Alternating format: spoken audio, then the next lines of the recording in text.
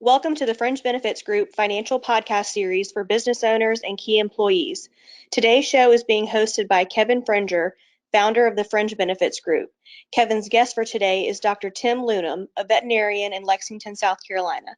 We've got Dr. Tim Looman on with us today, and Tim is a veterinarian here in Lexington, South Carolina, and I've personally known Tim and his family, great family, great kids, great wife, great practice, which we're going to talk about, and actually a great interesting career story for Tim himself. So Tim, thanks for joining us today. It's awesome, Kevin. Looking forward to this. Hey, Tim, why don't you, if you could, let's get started and just tell us a little bit about yourself and the great family that we talked about. I know you maybe not the most traditional path to a veterinarian, but tell us about your background and kind of where you came from college on and kind of how you got into veterinary medicine. So sure, I'll give you the this elevator pitch. This is one of the things I teach and work with veterinary students. So I'll give you mine. So I'm a Southerner's nightmare. I was born in New York. I grew up in Chicago. I grew up as a blue collar kid, and I went to college on an Army ROTC scholarship because my parents couldn't afford college. And my intent was to be a veterinarian my whole life. And I got to college and I just didn't make the grades. I wasn't a partier. It was just I wasn't very disciplined when it came to school. I got good grades in the classes I went to, and then I didn't go to other classes. So I didn't get into veterinary school. I accepted a commission in the Army as a second lieutenant, and I spent the next 7 or 8 years as an airborne ranger, mostly in the Pacific and the Far East. And I was recruited by the Baxter Healthcare Corporation to go into biomedical sales. They recruit junior military officers. And so I had a great job with them, with a great company, and made a lot of money. I had sales territories first off in Tallahassee, Florida, then Asheville, North Carolina, which is where we always wanted to settle. And I was absolutely miserable. I hated the job. I hated who I was. I felt my integrity challenged on a daily basis. It just wasn't like being in the Army. Even though you were making good money, it just it was not fulfilling. And right. You know, it sounds corny, but when my son Jack was born, I mean, here's this young man that I'm thinking about molding and, you know, fulfill your dreams and, you know, all that stuff. And I was living a lie. So I went back to school at night and on the weekends with a pregnant wife and a toddler and a mortgage and a real high stress job. And I retook all those classes that I didn't do well in the first time, organic chemistry, physics, all that stuff. I got accepted into the University of Georgia and to NC State, and Georgia was the best location for my family. My wife was a flight attendant for Delta Airlines. And about how old were you at this time? I am 34, 33 or 34. Okay. And so the Uncle Sam came calling, and I got what's known as a health profession scholarship. There are scholarships for doctors and dentists and veterinarians. Only a few in the veterinary corps, not really well known, which probably played to my advantage. I think my prior service record is what helped me with the scholarship because I deployed around the world, and I was an airborne ranger, and I'd done well. So I went to University of Georgia for 4 years. I was had the backpack. I was a grad student again. Sold our house. Things were tight, but school was paid for. And I got a little stipend from the scholarship. I graduated in 2000. So this is, I guess, the beginning of my third career. Mm-hmm. And we were assigned to Fort Jackson in Columbia, South Carolina. That's what brought us to South Carolina. The intent was for it to be a 18-month, 2-year tour, then move on down the road, mm-hmm. like we've done all over the Army before. But the short of the long story is I ended up staying in Columbia at Fort Jackson for about 4 years. I was ready to separate from the Army. I paid back my scholarship. I was buying a practice in Asheville, North Carolina when 9/11 happened. Mm-hmm. And so I got a phone call from my commander and said, your prior record as an airborne ranger is coming back to haunt you. I brought the first military working dogs into Iraq with the 82nd Airborne Division. So I was stop lost. So President Bush had a plan. If you had less than 90 days left in the Army, whether you're going to retire, pay back a scholarship, your enlistment was up, you could get out. But if you had over 90 days, and I had 120, everything was canceled. So I had money down in a practice in Asheville. And, practice owners were very, of course it was the war. They were gracious, and I got their money back. And so I deployed to Iraq from 2003 to 2005. Okay. And I did a good job there. I received the Bronze Star in the Battle of Fallujah, and I was offered a fully funded residency when I came home. So then the plan was to go back to school. I'd become a specialist, emergency, critical care, something like that. And my wife and kids said no, they wanted me out. Some bad things happened. My Humvee got blown up, some other things. And so I came home and got a $1.2 million loan. I designed and built Grace Animal Hospital. I hired 9 employees. Only one had ever worked in a veterinary hospital before. And we opened Grace Animal Hospital in July of 2006 with 0 clients. Yeah. So when we talked previously, you mentioned, one of the questions we would like to say is like, well, how did the practice start? And I remember you telling me the practice started with a 7-digit loan, 9 employees and no clients. That's right. Here we go. And we actually, I remember visiting my parents at the beach, and we had the original floor plans. My dad had a big tape measure, and we got a bunch of sticks, and we laid out the entire hospital at low tide on the beach. And the beach rangers came up. They thought we were doing something illegal, and then they ended up staying and helping us lay the whole thing out stuff. It was great. Oh, that's awesome. Yeah, so that we've grown now. We've got 5, soon to be 6 doctors. At the time, it was just you, right? You were the only doctor, and the other 9 were support in some capacity. And Betsy left Delta Airlines to become our practice manager. And Betsy's your wife. Betsy's my wife, yeah. So that earlier, but yeah, so Betsy's your wife. So she left.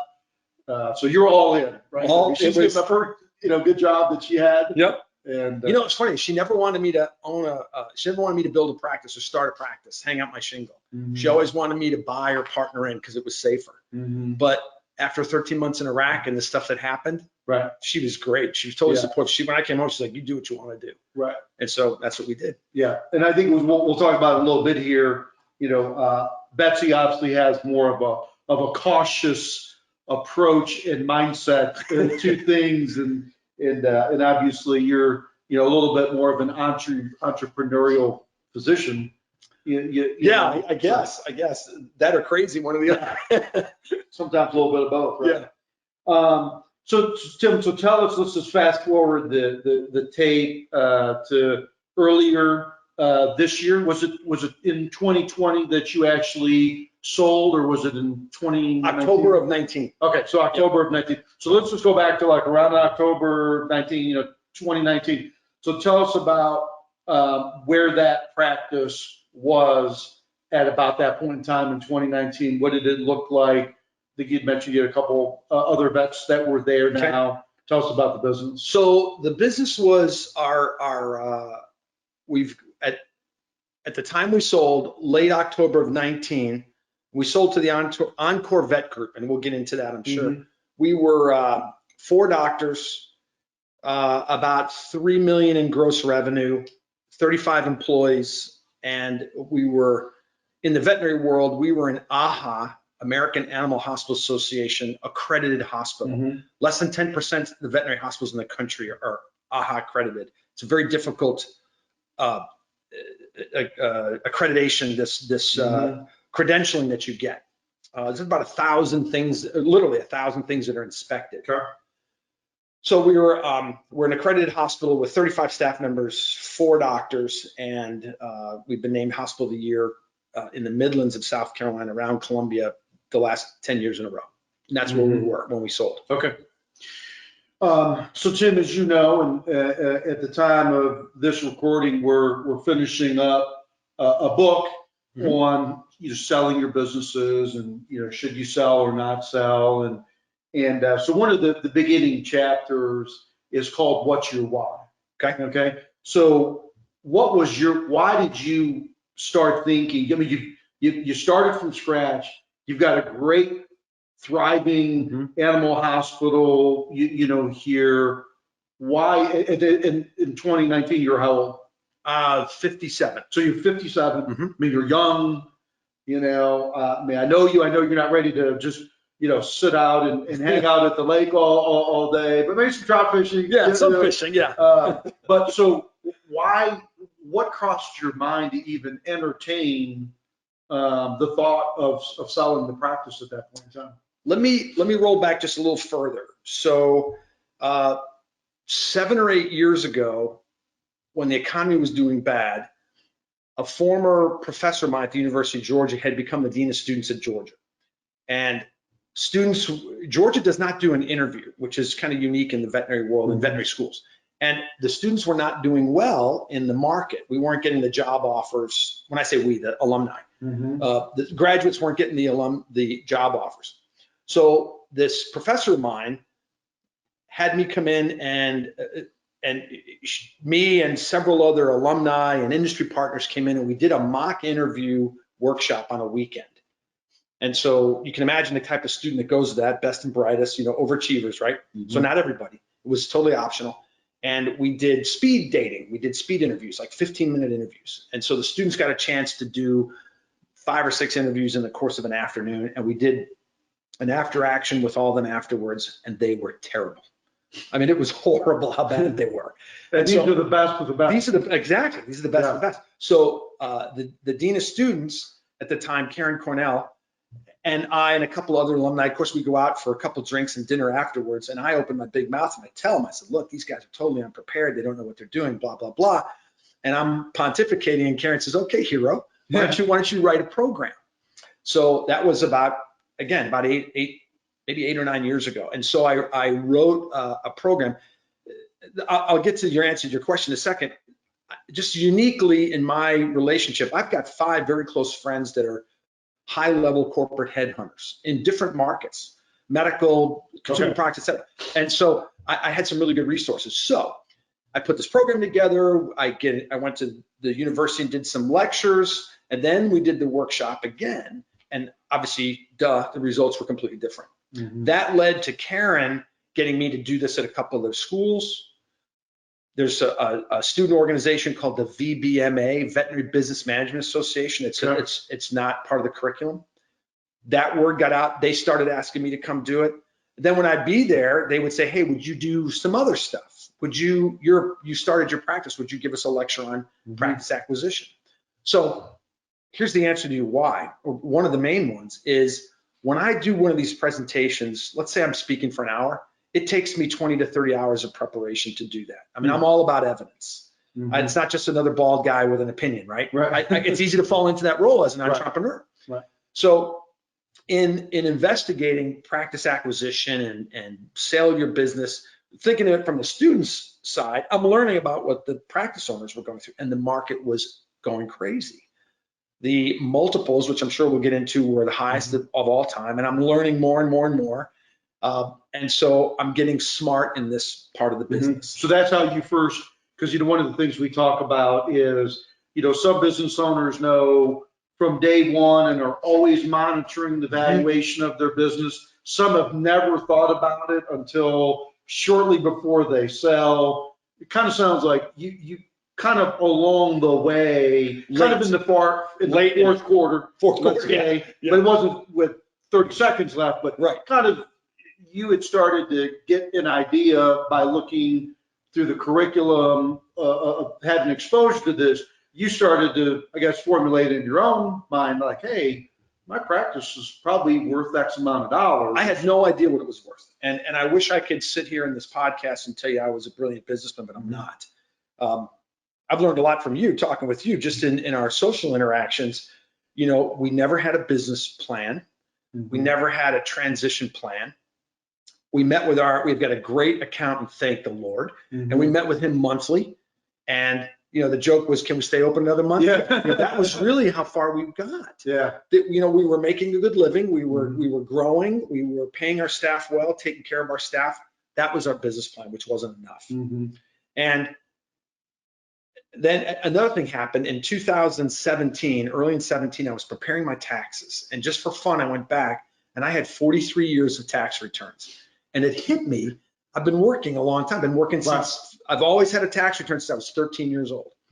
And at the same time, now some people that were interested in brokers who were interested in, and corporations, these consolidators, which we'll talk about, were interested in buying my practice, were starting to send me cold called letters. Betsy's answer, my wife's practice manager, my business partner, was like, throw that away. You're going to work till you're 75, and we're going to sell to one of the associates down the road. Yeah. We can't afford to do Right. this. And I've learned from you that the veterinary practices right now are kind of a hot commodity, right? I mean, people are looking to buy businesses in different industries. The veterinary business is pretty strong right now, right? It's very strong right now. You know, in when the economy crashed in 2007, 2008, you know, veterinary medicine was still showing growth and profit. Not sexy. We weren't high tech or anything like that. But, you know, you and I talked about this before. The joke in veterinary medicine is people spend money on three things: their pets, their children, and their hair. You know, and so here we were in a great business, and now Wall Street looked at that and they lifted and shifted their fire right towards the veterinary market. Right. So consolidation was occurring, and that's step one in the why. And I was like, what I didn't want to be. This is a silly analogy, but I remember being a kid, and I remember the price of gold being up at like $1,000 an ounce, and then it dropped back down to 200. I didn't own anything. I was a kid, but that made enough sense to me. Like, oh my gosh, that must have hurt if you didn't sell at the right time. Right. And that was part of my fear. Was we got to look into this, Betsy. Let's go kick some tires. Right. The market's hot for your industry, and you're starting to get a semblance of valuation, right? And putting some numbers in your head and saying, hey, right, okay. Exactly. All right. So I know, Tim, in our discussions in the past, so one of your whys was around timing, right? Yep. Saying, hey, market's hot for this, let's do it. I also know that one of the other reasons that you and I have talked about is you really enjoy the work that you do with the students, the medical, students, the veterinary students, and I believe Encore kind of gave you an opportunity to grow that, right? To do more work in that area. I wasn't ready, like you said, to sell my practice and retire. Right. I wasn't ready to sell my practice and just keep practicing. I was at a point, maybe it's my ADD or whatever. I was at a point where I love this profession. It's provided a lot for me and my family. It was time for me to stay in the profession, but maybe do something a little bit different. I am a garden variety DVM. Okay. So I'm not a specialist, and I enjoy speaking. I enjoy teaching, but like in a lot of fields, you got to have a lot of initials after your name. Right. You got to go do a residency. You have to have a master's or a PhD. My age, I didn't have the energy or the time I felt to do that. I think I missed that one. So what do? Well, I'm an above average veterinarian as far as clinical medicine goes. I'm probably in the top 10% in the exam room. So my client skills are very solid. You know, I have something to teach. And I think this is in all modesty, I think I'm in the top 1 or 2% as far as leadership goes. And that's because of my military background, what I've done. Right. There is no leadership curriculum in veterinary medicine. And I think there is nothing in our industry or in any industry, I'm going out on a limb here, that can't be solved with good leadership. And so I wanted to do that. I thought I had something to offer. It would be fun to do, and maybe I can get paid doing it. Right. So me bouncing around the country doing these talks on my own, I wasn't really making money doing it. They were subsidized vacations, and I was going to nice places where there was either trout to catch or take my wife on a vacation or something. Right. So yes, that was the second part of the process was, all right, what does this mean for me? Do I sell you my practice, and now you just want me to be a grunt veterinarian for the next couple of years? No, thanks. Right. I want to do something else. Right. And we'll kind of move on from this, but I think the other interesting parts of this, Tim, that I picked up in our conversations about this is you're a guy that cares about your profession as a whole, and that's come through in our conversations, that you have a desire to impact, not because Tim Lindham's making money doing it, per se, but impacting those kids that are graduating, helping on both ends, right? Helping existing veterinarian practices find good kids and helping good kids to find good practices. Yes, Right. yes, And you being involved. I love being that connected. That gets your juices flowing to be involved in that. We'll talk about, because that's part of what you're doing at Encore now, is help that. And that, I think that was part of your why as well. Is that? That's right. Make sense? That's right. Okay. Yeah. Okay. All right. So we talked about when, because that's one of the other chapters in the book is, why was the timing right? And I think we've covered that on, price, was right in the industry, opportunity for you to expand the roles that you like doing outside of working in the practice. And so kind of all those things lined up. So, all right, so let's talk about another section of the book called Who's Your Who's. Okay. Okay. So tell me about the concerns. This will kind of go back to Betsy's kind of conservative nature. Tell me about the concerns that you and her had about, hey, if we do sell, what happens to the people that are here? A, the people that work here, and then B, the people in the community who are your clients, who've entrusted you in Grace Animal Hospital. So let's just talk about those who's for a minute. So, not putting either one in any order. You're absolutely right. There was a legacy piece. Betsy and I are not leaving this community. And I didn't want to run into you and your wife, for example, at Home Depot 2 years from now and say, gosh, Grace has really gone downhill since you sold it. That hurts, because we put a lot of stuff into this. Right. The second thing, of course, so that's the legacy and the clients in the community. And we're embedded in this community. The second thing was the staff and the doctors, and two different discussions there. The staff, meaning my receptionist, the lay staff that works in the pet lodge, my licensed veterinary technicians, they've really put out a lot for Betsy. We take good care of them, but they're counting on us. We've made it a nice place to work. We've never, in 15 years, we've never had a help wanted ad. And I think a lot of that's been the leadership and the way Betsy and I take care of people.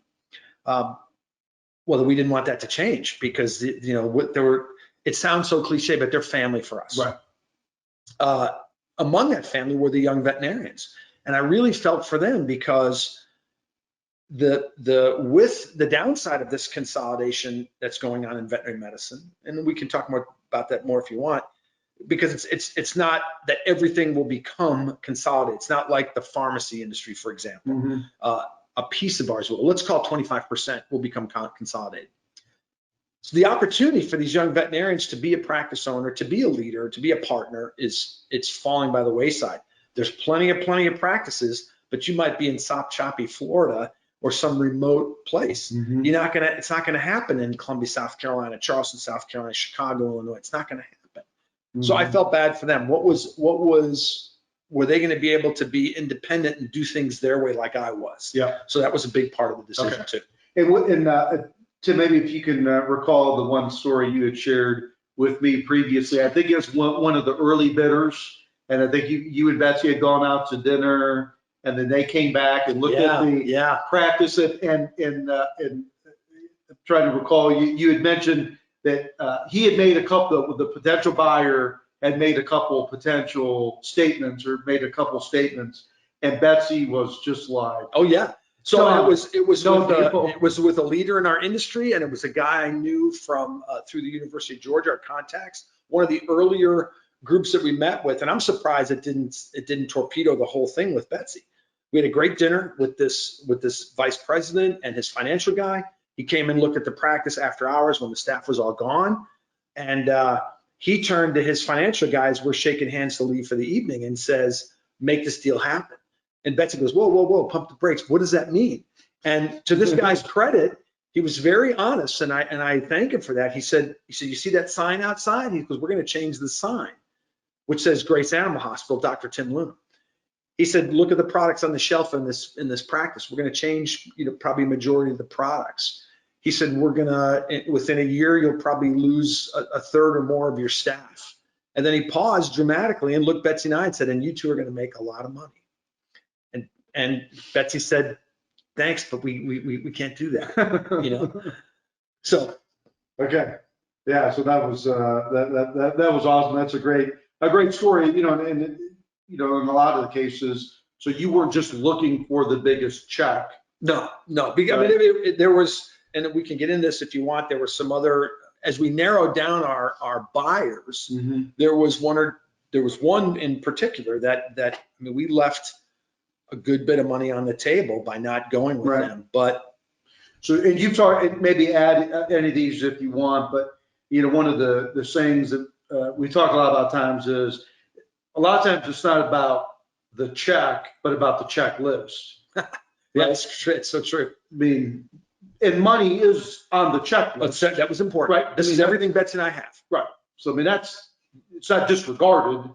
That's one of the items. It's not the only item, because of the staff, because of the involvement in the community, because of what you wanted in your role. And so maybe let's kind of shift to that a little bit, now, Tim. So just tell me, so how did you get to the end? How did you end up with Encore? And, we don't have to go through each, but what kind of made that become apparent that was checking more boxes than anybody else? I want to share two other stories quick, because I think this brackets the entire process for Betsy and I. And I may have shared this with you before, I can't remember. So I've got a very good friend who sold his practice, and this was a couple of years before Betsy and I got started, actually right when we started kicking tires, so to speak. And this friend of ours, great practice like mine, he literally came in on a Friday with two guys in suits and said, "Thanks everybody, I've sold the practice. These are the two new owners. They represent the new owners, and your interviews for your job start in 30 minutes. Thank you very much." He bought a plane and a motorhome and left, never to be seen again. And I love this guy. We're good friends professionally and personally. We've actually gone on some vacations together. Great guy. Could never do that. Right. Well, let me tell you another story. Same state here in South Carolina. I've got a colleague who's even crustier than me, and he hates corporate veterinary medicine. He hates what's happening and all these people buying practices, blah, blah, blah. He was very outspoken. And so he hired what we call in the industry a unicorn. And a unicorn, this is totally politically incorrect, but a unicorn is a young male graduate who's married with children. That's what everybody wants. So that's what they say they want, because that's a young person that's hungry, wants to buy the business, etc. So this guy hired himself a unicorn, a young man, and he turned down the corporate offers, left money on the table, and sold the business to this young associate of his. The associate flipped the practice in 18 months to one of the corporate groups. Wow. So he pocketed that difference. So you see the range right there? That's what Betsy and I were going into with this. So rephrase your question again. What you want? No, you hit it. Yeah, you hit it on that, because it was just like, so how did Encore in the end? How was that the right fit? How did you guys have come to the peace between you and Betsy to say these are the guys? All right, so the short, like the checklist that you said, the price was very competitive. It was where we wanted to be. There was an opportunity for me to do something with Encore. And so their offer was, we're going to buy your practice. We want you to be the medical director, continue to run it. That was a 2-year agreement. And during that 2 years, they wanted me to continue the speaking and the mentoring that I was doing, and to partner with their recruiting group. Not a separate group, in-house HR people. We have a recruiting director. And so my title is Director of University Relations. This corporatization of veterinary medicine and the sale of practices is great, but the arms race is who's going to get the best doctors, because it's a great market for young doctors right now. You can fog a mirror and get 4 and 5 job offers, good ones. Okay, it's not like it was when I started speaking 8 years ago. Right. So they gave me that transition. What's going to be next for me? Price was good, transition was good. Okay, now what's going to happen specifically with the staff? Well, their salaries and pay actually improved, benefits improved, and the last piece that I was concerned with was what's going to happen to my associates. What's their chance in the future? Well, Encore gave them opportunities to buy in a piece of this sale as well, either at the sale or they were committed to do it in the future. Mm-hmm.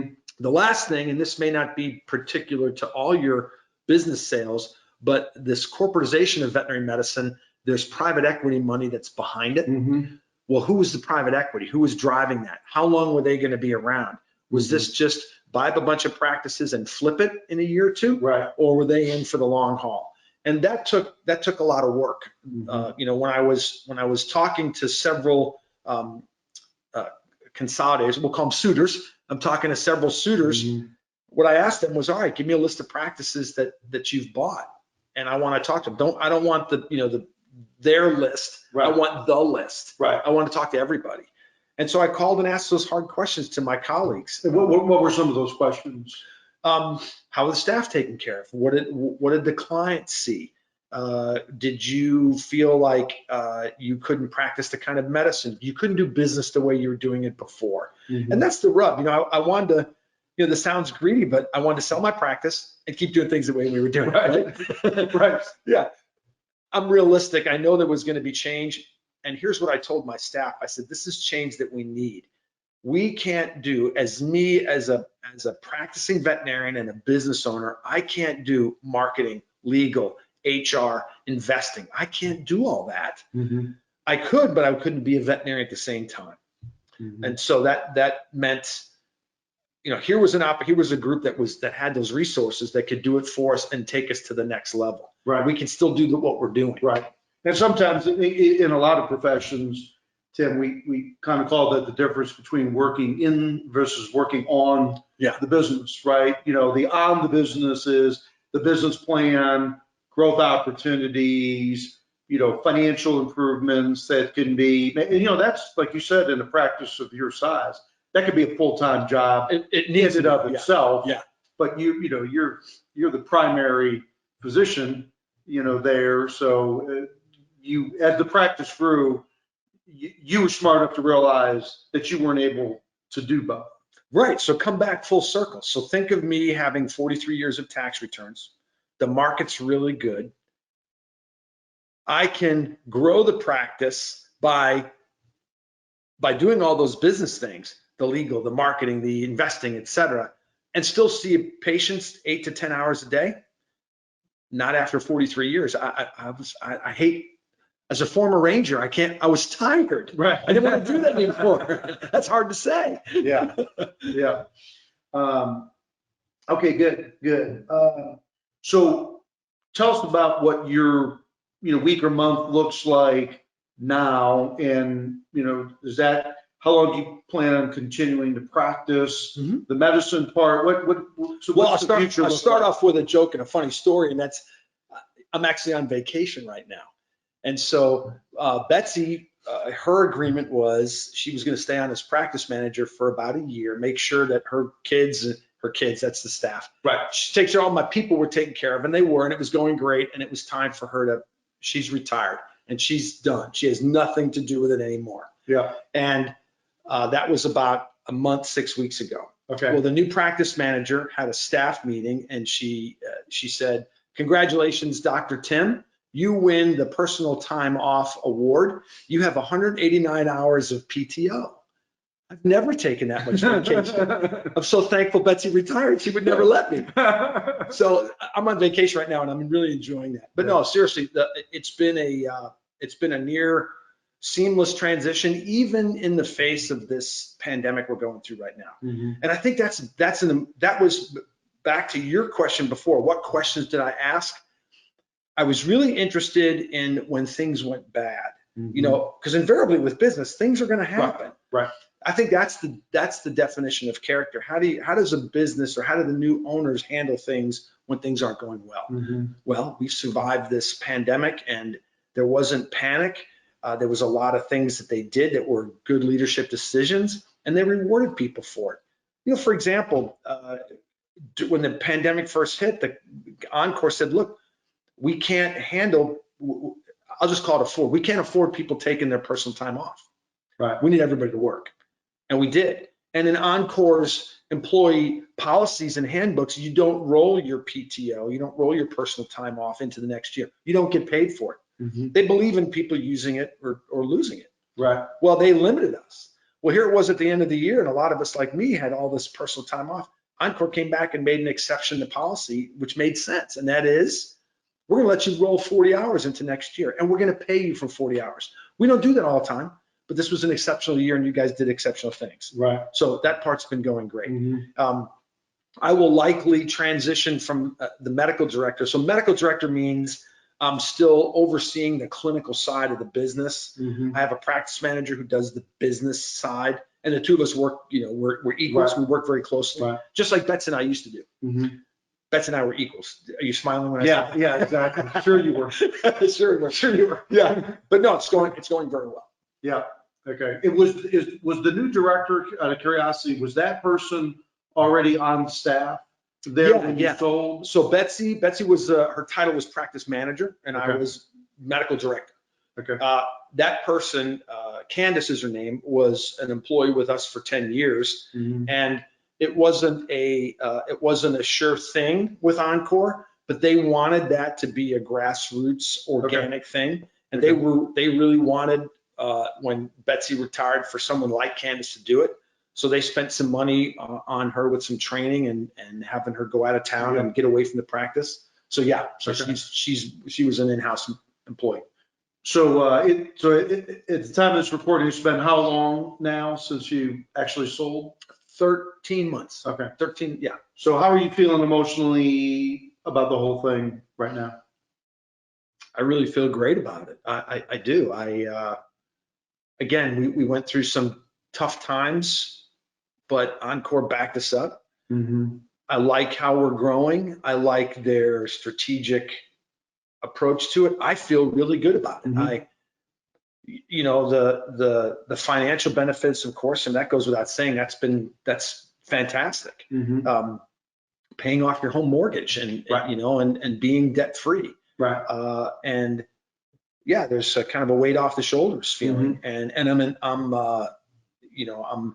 fired up because I'm re-energized because I'm doing this other stuff. Right. Speaking to students Right. and mentoring and helping with the recruiting. I love doing that. Yeah. What advice would you have to, other veterinarians that, they might be 3 years, 5 years, 10 years out from where you are? And sometimes you don't know, right? I mean, fair to say 5 years ago, you wouldn't have thought that you would have sold your practice. No. Right. Well, I'll steal what you've told me, again, this is, not you consulting, but us speaking socially at stuff. You told me the best time to make your business plan is either 20 years ago or Right. today. Right. And that's my advice is we went into this with a lot of, it would be very easy for me to put a different face on this and be like a lot of entrepreneurs, because we did this by the seat of our pants and we did a lot of gut feeling and it turned out great. Maybe that's why my practice is called Grace. I don't think I earned that. We took care of people and did a lot of right things. But this is funny. When we narrowed down our buyers and it was time to really put numbers on the table, I had some fear. My fear was that I was going to be exposed as a real crappy businessman. Right. I mean, I had a great reputation. I was speaking, these people were recruiting me to do university relations. And I was afraid when the numbers came, they were going to go, oh boy, you're a mess. Right. Well, we weren't, but we weren't fantastic. Right. And, thinking back, had I prepared for this 5 years ago, 10 years ago, then there would have been maybe I know there would have been more money on the table. Right. It's all about the EBITDA, this earnings before interest, taxes, and depreciation, Right. and the multiples, et cetera. I don't know how much you want to get into that, but I was not in the A+ category. Right. Okay. If that makes sense. Yeah, no, it makes perfect sense. So, we always like to use the analogy of how to get top dollar for your business, which again is not the only thing, but it's on that checklist, right? We like to use the analogy of if you're thinking about selling your house, okay, you can decide now and put a sign in the yard tomorrow. But then what you're going to be subject to is the inspectors and buyers coming in. And let's say the house isn't selling, or you're not getting offers that you want, and you're getting feedback from your realtor, and the realtor saying, geez, that people are concerned about the roof's too old, or the AC system, or the flooring, what, it could be a long list, right? Right. But now you're on the market at this point, right? So it's kind of tough to make those changes at that point in time, and you maybe are just not going to get top dollar, price per square foot, let's say, compared to what other comps have gone for, right? So we believe that in the business planning world for eventually transitioning your business, that you kind of quote unquote hire your realtor 3 to 5 years before you're ready to list the house, and have that realtor come in, and maybe you get your own inspector to come in and have them crawl under the house and get up in the attic and test everything. So if there's issues from a buyer's perspective, that somebody could say, hey, here's what people are going to love about your house. Yeah. This, that, and that. Great. Yeah. But here's the things that people are not going to like about your house. And then you can make some decisions around, does it make sense for me to invest to fix those things? So when the sign goes out, I'm not surprised by an inspection, somebody finding something, what are the buyers thinking? So just to get your thoughts on what you would see the value, we call that valuation building. Okay, so it's taking a snapshot of a practice that doesn't have a for sale sign out, but we all realize at some point, right, we're all going to transition. Either we're going to walk out the door, or we're going to feet first, right? I mean, we're all going to leave our businesses at some point, whether we transition to our kids, we sell to partners, we sell to a practice, we sell to an encore type of group. Eventually, everything's going to transition, right? And sometimes hearing things that we don't want to hear about our business is kind of like listening in to the coaches talking about your kid after soccer tryouts. Say, well, Jack's not very fast. What do you mean he's playing? We all kind of get defensive about it, but just your thoughts on or level of encouragement that you would have to other people to say, if I was in your shoes, if 5 years ago we had said, hey, Tim, let's do a valuation on your business. Let's see what it's worth. Let us share with you from a buyer's perspective what people would like about Grace Animal Hospital, potentially where some of the warts are. How valuable would that have been for you to go through that 5 years ago and kind of been working up to the actual sale of your business? Oh, it would have been huge. I can't, I can't even imagine how much easier the process would have been, because I would have known so much more, like you said, when I put the sign out there. That eliminated a lot of the surprise and the angst. Thankfully, Betsy and I didn't have huge surprises. I think we intuitively felt a lot of, we were doing stuff right. I knew there were some holes and some weaknesses. Cost of goods sold, for example, our COGS. My accountant and I, we never got a great handle on that for years. We kept talking about it, but we never did anything about it. But that was only one thing. Having a service like that would be monumental. It makes life so much easier. Here's a question I have for you with that.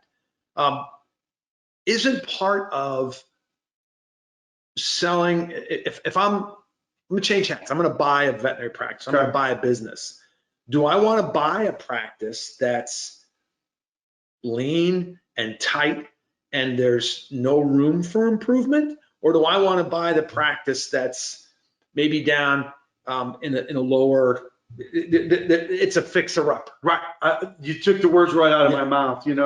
It's kind of like watching different HGTV, episodes, right? And one episode, people, it's like, hey, my husband's not very handy. She's not very handy. they're like, hey, we need something that's just like ready to roll. Yeah. Because we don't have the time, or we don't have, Okay, that's a good point. we don't have the skill set.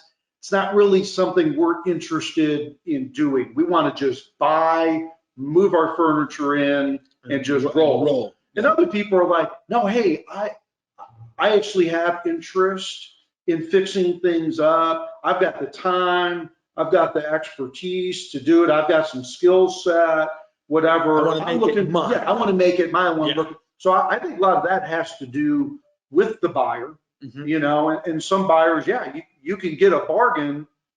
Now, bargains come with risk, right? Yeah. Because in a new house, what's there, right? You buy an older house, just like I'm an HGTV addict, so I watch it all the time, and you're like, wow, you never know. You tear down that wall, and you're like, oh my Look gosh, at all the termites. oh yeah, we got asbestos, and we thought the heating and air was okay, but it's not, and so I mean, you can get into lots of surprises if you buy the ugliest house Yeah. in the neighborhood. So I think a lot of that just comes down to, some people are turnaround artists. Yeah. That's what they like to do, and get in there and in the business world and turn it around. But I think that's a different, it's a different person. It's a different personality, because that probably means that you're coming in and you're firing people, and there's obviously people underperforming, and you're getting rid of people and you're hiring people. And so, sometimes people just like, hey, I'd rather just get in the saddle and get on the fastest horse than to try and, Well, raise one. I think that answer is excellent, and it makes a lot of sense. So to add again to someone else who's interested in selling their business or selling their practice, it goes back to that, talk to someone like you guys, get it early, at least know what the fixer-upper portions are, so you're not surprised. Right. It's like, I think the same thing happens with people who own their home, and especially if they own their home and they decorate nice, they do a couple of things, it gets really, really overinflated in their mind. Yeah. And Betsy and I were prepared for that. And it would have been nice to know the exact warts that we had and what that meant for a dollar, for a dollar figure. Right. That would have been a big part. Yeah, because that's going to affect, in the end, that could affect your EBITDA, which is, people not familiar with that. It's an accounting term that just kind of takes a look at the true profitability of the business. So we won't go into detail on that, but most businesses, veterinary practices and others, are sold for a multiple of your EBITDA. Right. Right. That's that. So that people will learn that really quick. If you're not familiar with that, now, if you start talking about the value of your business or selling your business, you'll become intimately familiar with what EBITDA is and how it's calculated. And again, it kind of goes back to what are things that maybe I can do that would enhance my EBITDA, right? And make that number bigger and the multiple bigger of my EBITDA, right? So it's kind of a chain reaction. Yeah, I think that's the other thing that I'm glad you reminded me that I would tell folks, just like you said, know that. I can speak to the veterinary industry. There's old rules of thumb that have been out there for years. A practice sells for 80% of its, gross. Right. There's all these rules of thumb. They're all off. It's the only thing that matters is that EBITDA. And I don't know how much that affects a auto body shop. Same. Yeah. It's a universal thing because it's a neutralizer. Yeah.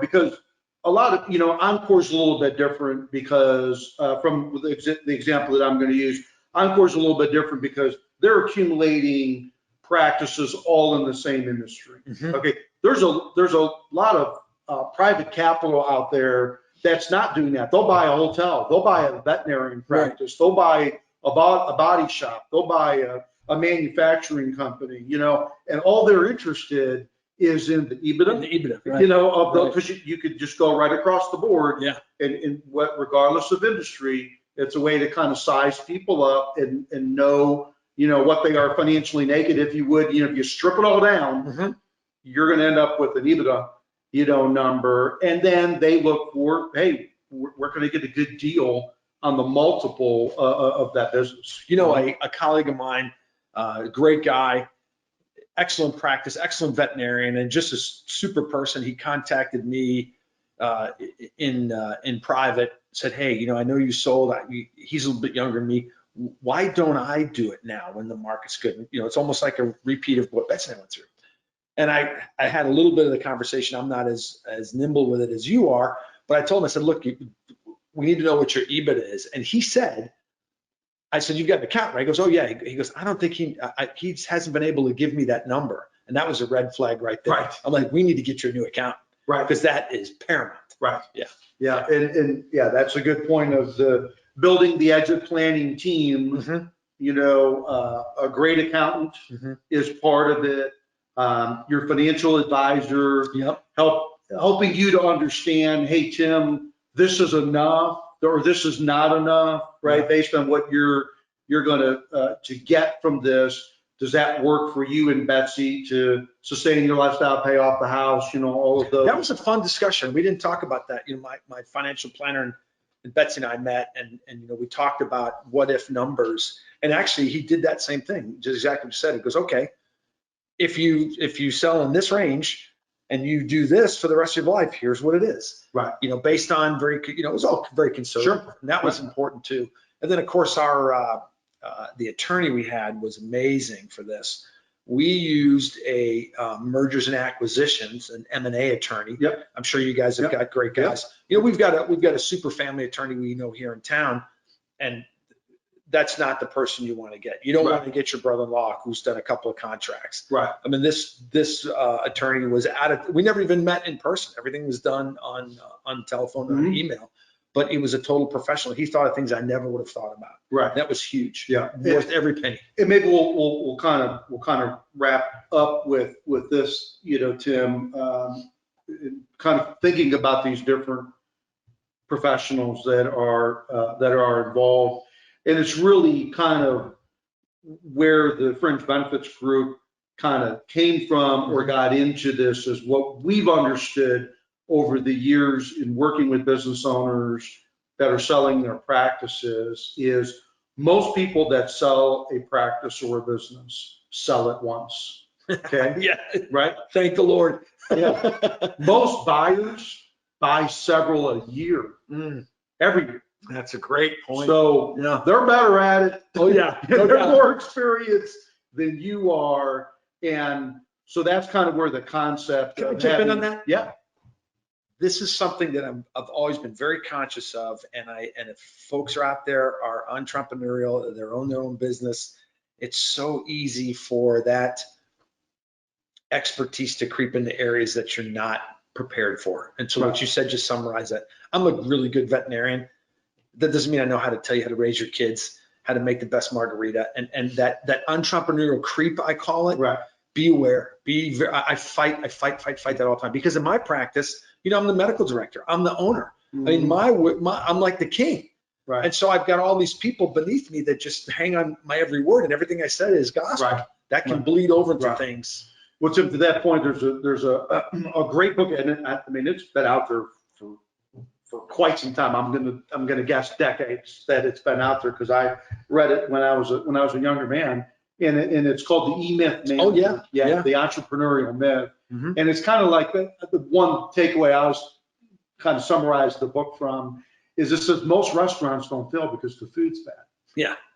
Right? Yeah. It fails because the business wasn't run properly. Yeah. And so, you know, especially in the sciences, and physicians, you know, are somewhat notorious for being better physicians than they are business people. Oh, no doubt. Right? Our lack of, in the veterinary industry, our lack of business acumen is legendary. Right. It is. Right. So that's why, and I'll kind of wrap up with this, and it just kind of comes back to our belief for most people is to have a financial general contractor, if you will, in this process that can help you understand valuations, help you understand EBITDA, help you to understand multiples, help you to understand the net versus the gross on a sale, right? Working with your financial advisors or advisors to understand, hey, how much do you really need to net out of this thing to do the things that you want to, you know, accomplish?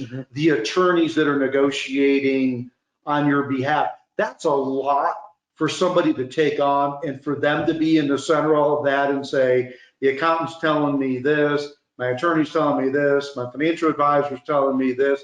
That could be a lot to decipher. I see you've got a little construction project going on next to the house here, and that's generally what the role of the general contractor is, right? They're coordinating the framers, the plumbers, the electrician, the roofer, and then they're just kind of keeping you updated, right? Hey, Tim, here's what's happening. Here's what's happening. And giving me options through the process. Exactly. Yeah. So bottom line is that is kind of the role that we're filling in this process, is we can be the financial, because we speak the language of all of those people, just like your general contractor does for your project there. He knows what the electrician's supposed to be doing. He knows, I know, is the plumbing going first or the electricity, but he speaks the language of all of those subs, if you will, and can give you the clean update and make sure that everybody's working together and we're all following the blueprint, right? And so in the end, that's the role that we're trying to fill, is to say, we can be that financial general contractor.